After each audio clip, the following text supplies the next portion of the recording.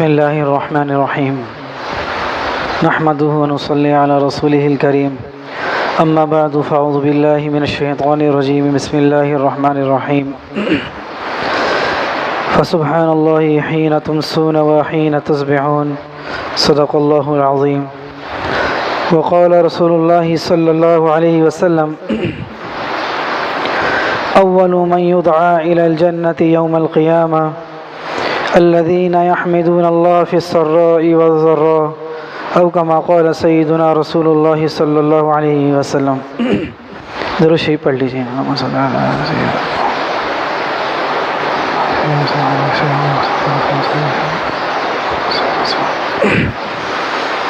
بزرگان محترم، ابھی جو حدیث میں نے آپ حضرات کے سامنے پڑھی ہے، اس حدیث میں رسول اللہ صلی اللہ علیہ وسلم نے فرمایا کہ قیامت کے دن سب سے پہلے اللہ رب العزت جنت کی طرف ایسے لوگوں کو بلائیں گے جو خوشی کے اندر، غم کے اندر، پریشانی کے اندر، راحت کے اندر، بہر کیف ہر صورت میں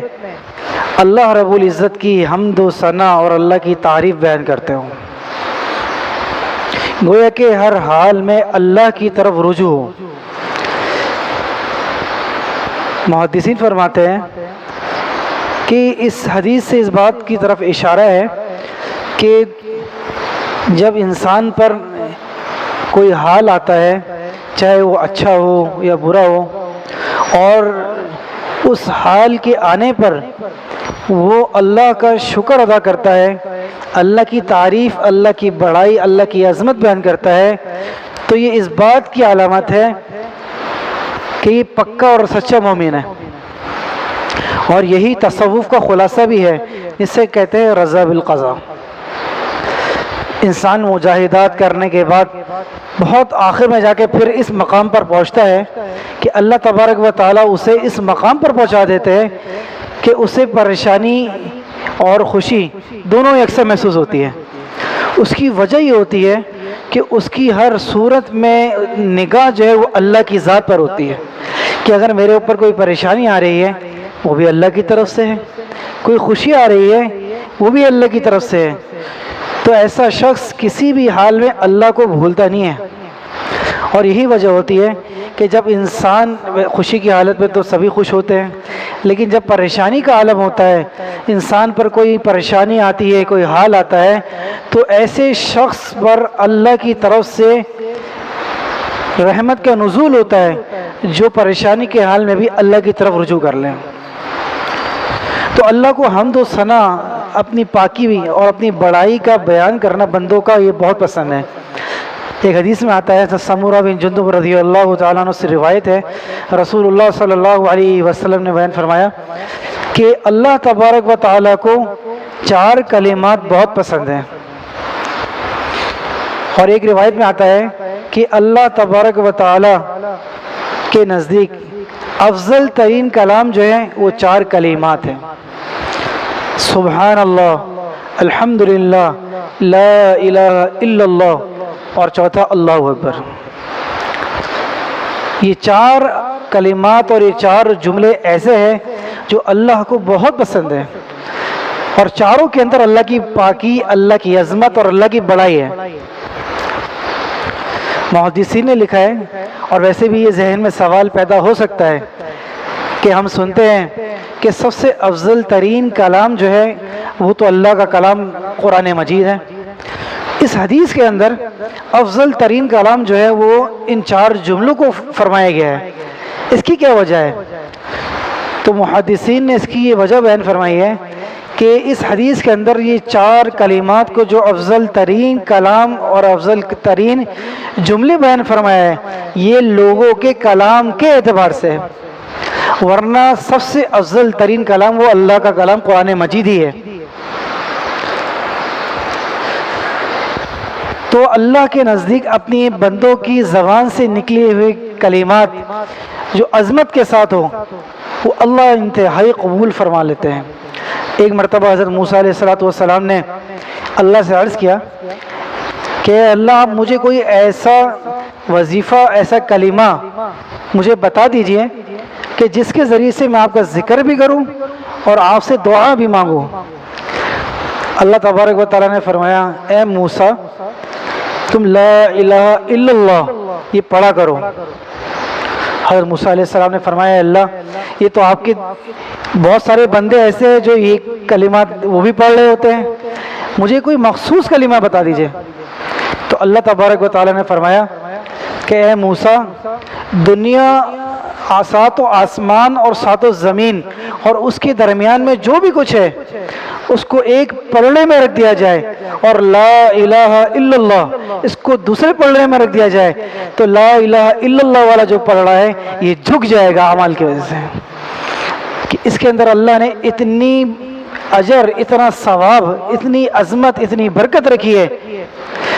بزرگان دین فرماتے ہیں کہ جب بندہ لا الہ الا اللہ یہ پڑھتا ہے اللہ اس کے پڑھنے کی وجہ سے بندے کے اندر کے باطن کی صفائی فرما دیتے ہیں۔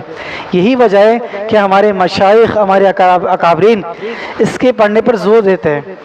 اس سے ہوتا کیا ہے کہ انسان کا جو قلب ہے وہ گناہوں سے پاک ہوتا چلا جاتا ہے۔ ایک حدیث میں آتا ہے اللہ کے رسول صلی اللہ علیہ وسلم نے بیان فرمایا کہ جو شخص، یہ ترمذی شریف کی روایت ہے اور حضرت ڈاکٹر حبیب اللہ مختار صاحب شہید رحمہ اللہ ان کی ایک کتاب ہے، پتلی سی کتاب ثواب ہی ثواب، اس کے اندر حضرت نے یہ نقل فرمایا ہے اور انتہائی بہترین اعمال کے اعتبار سے یہ حدیث ہے۔ فرمایا کہ جو شخص 100 مرتبہ صبح اور 100 مرتبہ شام میں سبحان اللہ پڑھ لیتا ہے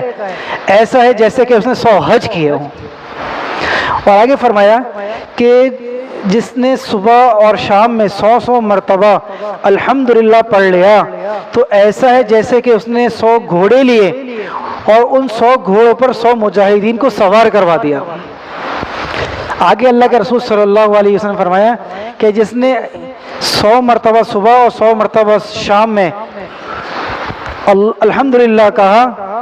لا الہ الا اللہ کہا، تو یہ ایسا ہے جیسے کہ اس نے حضرت اسماعیل علیہ السلام کے خاندان میں سے، اولاد میں سے 100 غلاموں کو آزاد کر دیا ہو۔ اور آگے فرمایا کہ جس نے 100 مرتبہ صبح اور 100 مرتبہ شام میں اللہ اکبر یہ الفاظ دہرا دیے تو حدیث میں فرمایا کہ اس سے زیادہ عمل والا اس دن اس سے کوئی ہو ہی نہیں سکتا الا یہ کہ جو اس سے زیادہ اس تسبیحات کو پڑھ لے۔ تو میرے محترم کتنی بڑی نعمت ہے، اللہ تبارک و تعالی ہمیں چھوٹی چھوٹی چیزوں پر کتنی بڑی نعمت عطا فرما رہے ہیں۔ حضرت ابو ہریرہ رضی اللہ تعالیٰ عنہ فرماتے ہیں کہ جس شخص نے دن میں 100 مرتبہ لا الہ الا اللہ یہ پڑھ لیا تو اللہ تبارک و تعالی اس کی 99 بیماریاں دور فرما دیں گے،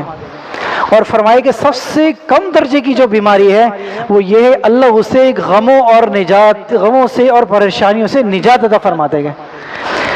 میرے محترم یہ مہینہ، یہ مبارک مہینہ ابھی تک ہم سوچ رہے تھے کہ آنے والا ہے، اب اس کو آہستہ آج غالباً 12واں روزہ ہے، اب ہم یہ دیکھیں کہ ہم نے اس مہینے کے اندر کیا کمایا، کیا حاصل کیا، ہمارا اس مہینے کے اندر اللہ سے کتنا تعلق بڑھا۔ کہیں ایسا تو نہیں کہ ہم آ رہے ہیں اور جا رہے ہیں۔ حقیقت یہ ہے کہ اس مہینے کی جو انوارات ہے اس کا جو حاصل ہے وہ ہے لعلکم تتقون، کہ اس کے ذریعے سے ہمیں اللہ کا تعلق حاصل ہو، ہمارا کوئی بھی وقت، کوئی بھی لمحہ، کوئی بھی سا وہ ضائع نہ ہو۔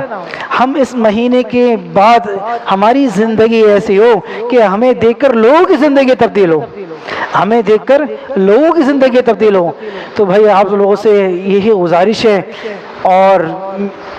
سب سے پہلے تو خود میں مخاطب ہوں اس چیز کا کہ بھئی اپنے اس مہینے کی قدر کیجئے، اپنے اس مہینے کے اندر ایک ایک سا کی قدر کیجئے، پتہ نہیں یہ مہینہ ہمیں دوبارہ ملے نہ ملے۔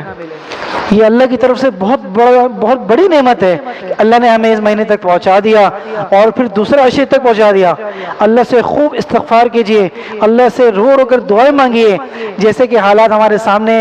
مجموعی طور پر پوری دنیا کے کہ کیا حالات چل رہے ہیں، چاہے وہ مادی لحاظ سے ہو، چاہے وہ بیماریوں کے لحاظ سے ہو۔ اللہ سے تہجد میں اٹھ کر اللہ سے دعا مانگیے، اے اللہ ہمیں معاف فرما دے، اے اللہ حالات کو تبدیل فرما دے۔ اور پھر اللہ سے جب اس طریقے سے دعا مانگے گے، دیکھیے اللہ رب العزت نے کتنے سمندر بنائے پوری دنیا میں، کتنے سمندر ہیں، لیکن اللہ کو وہ اتنے پسند نہیں ہے جتنا ایک ایمان والے کی آنکھوں سے گرنے والے ایک آنسو کو اللہ کتنا پسند فرماتے ہیں۔ وہ اللہ کو انتہائی قیمتی ہے کہ جب بندے کی آنکھوں سے یہ آنسو نکلتا ہے اللہ اس کی مغفرت فرما دیتے ہیں۔ تو بھائی آپ لوگوں سے درخواست ہے خوب دعاؤں کا اہتمام کیجیے، یہ جو وقت چل رہا ہے اس دور میں خوب دعا کیجیے، اور اپنے گھر والوں کو بھی اس بات کی طرف جو ہم یہاں درس میں سنتے ہیں اپنے گھر والوں کو بھی بتائیے۔ ہماری ذمہ داری ہے، ہمارے عمل سے گھر کے اندر دین آئے گا، اور عورت کے اندر دین آنے سے پوری نسلوں کے اندر دین آ جائے گا۔ تو اللہ تعالیٰ سے یہی دعا ہے کہ اللہ تعالیٰ ہمیں ان پر عمل کرنے کی توفیق نصیب فرمائے۔ وآخر دعوانا الحمد للہ رب العالمین۔